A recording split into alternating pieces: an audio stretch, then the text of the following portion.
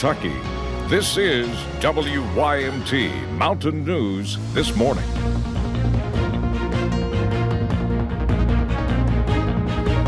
Good morning. The time is 6:30 on October 2nd. I'm Madison Pergram. And I'm Will Puckett. Thank you for tuning into Mountain News This Morning.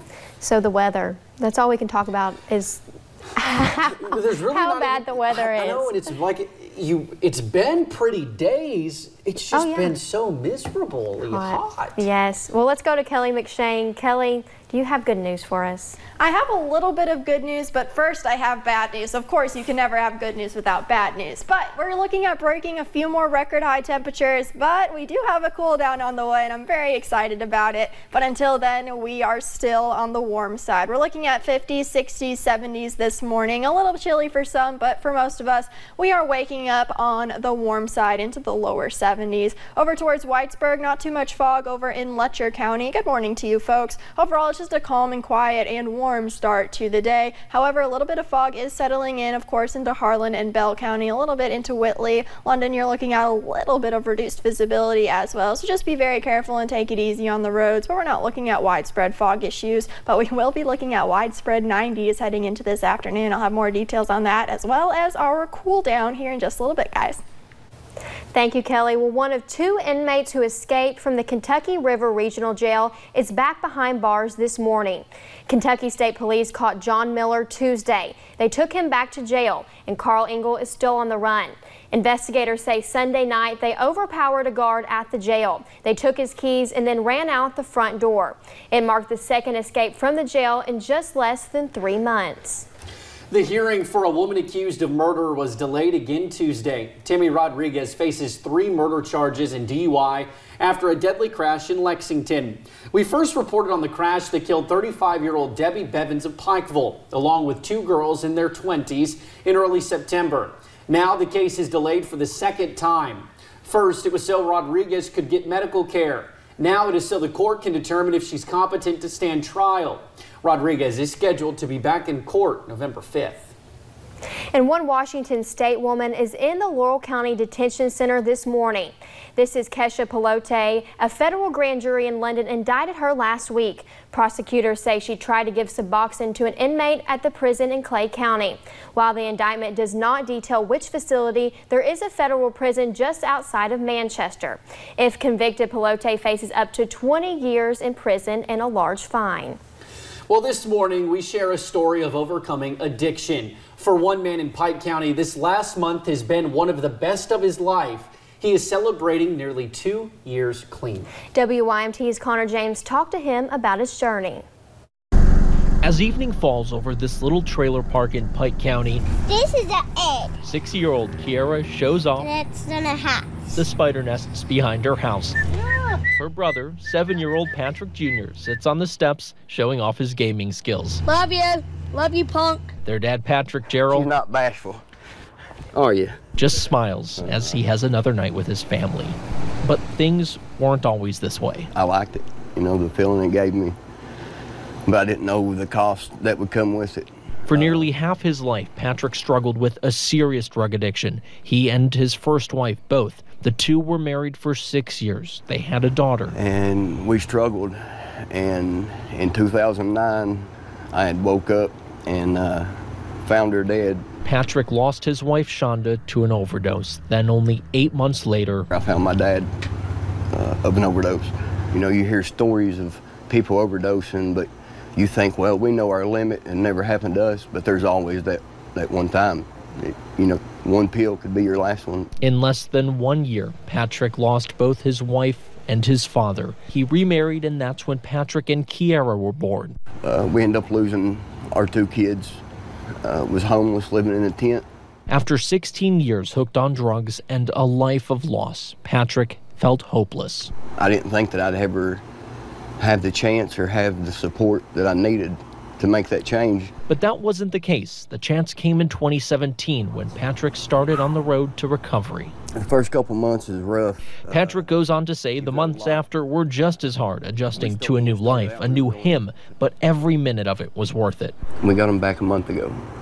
Yeah. A judge recently granted him guardianship of Patrick and Kiara. I'm not going to chance anything losing my kids again. I don't care what I have to do to make it. he has a family again. I'm a dad, and I feel like a dad. The spiders, yeah, you can. Now, you know, I'm not calling my kids on the phone, trying to hug them or kiss them over telephone. I can look at them, I can hold them, touch them. What is it you play on there? And it's just great. Subway Surfers. You know, I hate sending them to school. You know, I love my kids, and they make my life worth living, you know. Now, Patrick says this was all possible because of Sparrow Health, a local outpatient care for people with opioid use disorder. We have information about them on our website at WYMT.com. Man, that Connor James is a rock star at stories like that, isn't he? Well, a Central Kentucky high school student is facing serious charges after being accused of sexually assaulting a 13-year-old girl on a school bus. The incident happened Friday afternoon in Lincoln County. Police say 18-year-old Matthew Boswell repeatedly grabbed the girl inappropriately while she resisted. He was arrested yesterday after police watched surveillance video from the bus. Boswell is also facing charges for a violent bullying incident 2 weeks earlier. He remains in the Lincoln County Regional Jail. And the state's new education accountability system has been out for almost 24 hours. And while there are many bright spots in our region, officials found serious issues in an eastern Kentucky district. Duff Allen Central Elementary in Floyd County was classified as Comprehensive Support and Improvement, or CSI, meaning it ranked in the bottom 5% of all schools in Kentucky. It was one of 3 schools that received a 1 out of 5-star rating in the county, the other 2 being Floyd Central High School and James D. Adams Middle School. Superintendent Danny Adkins says the district is well aware of the results and they are working hard to get back on track. In a statement, Adkins says in part, quote, "We will grow and get better for our students, period. And this data helps us see areas where we may need to put more focus," unquote. We have that full statement, which includes the district's plan for improvement, on our website. On the other end of the spectrum is Jackson City School. While the school may be small, their ACT scores rank at the top of the state. This journey has been long for the tight senior class, but this shows that small town and small school Kentucky has a lot to offer. I've been with most of my classmates since preschool. We've really grown up together. I see a lot of these teachers and staff as my family. I talk to them outside of school. They give me advice on everything far outside of school, and Jackson City is so much more than just a school to me. You can find a full list of school rankings on our website over at WYMT.com. And this month is National Bullying Prevention Month. Students from One Pike County Gifted and Talented program are using their words to promote a safe space in the halls of their school. WYMT's Buddy Forbes spoke to some of the students who say they just want to help create a culture of change. Being a student can come with a lot of baggage. It's stress about schoolwork. It's also stress about your friends and your peer pressure and everything. And a lot of self-doubt that can add to the struggle. You're always trying to be pushed for popularity and just all sorts of different peer pressure, so it's kind of hard to know what's in store for you in the future. But one group of students at Mullins School is hoping to be a part of the solution. There's a lot of things that go on, even at school and in people's homes. You never know what people are going through. So they plastered the halls with a little encouragement. To promote everybody to be to better standards, just to better themselves as a whole. As a way to tell their peers it will be okay. If you were walking down the hall and you were having a bad day, you could look at it and you can know that here at Mullins we care and we want to help. The project kicks off National Bullying Prevention Month for the Pike County students. And I asked them to pick out sayings that if they read it, would that make a difference in their life? As they work to spread a message of hope to their peers. It's not the end. Someone does care. Stepping in to be the sign someone may be looking for. In Pike County, Buddy Forbes, WYMT Mountain News. Now, guidance counselor Stephanie Frazier says she has already seen a reaction in the school as the students stop to read the signs, which is what the project is all about. And a work-ready training center is coming to Barbourville to help give people certifications for skilled technical jobs. EKSEP, KCEOC, and Southeast Community and Technical College have partnered to transform the former Barbourville Nursing Home into the Barbourville Work-Ready Training Center to certify people for jobs like welding, medical coding, and fiber optics. We don't want them learning stuff here and going off somewhere else. this is to be hometown trained and be able to work here in a high-tech business, and the businesses will set up here. The training center is scheduled to open for classes next fall.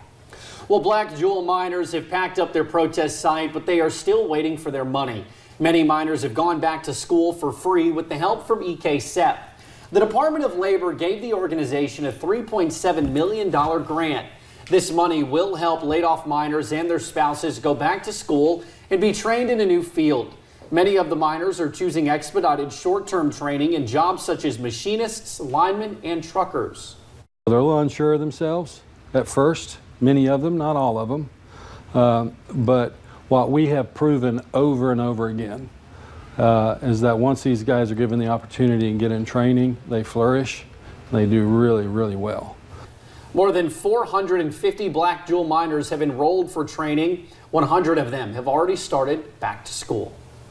And yesterday we learned court-ordered mediation is likely delayed in the Black Jewel miners case. Monday we were told it would take place on October 15th. However, now it sounds like it could take place the following week or even later.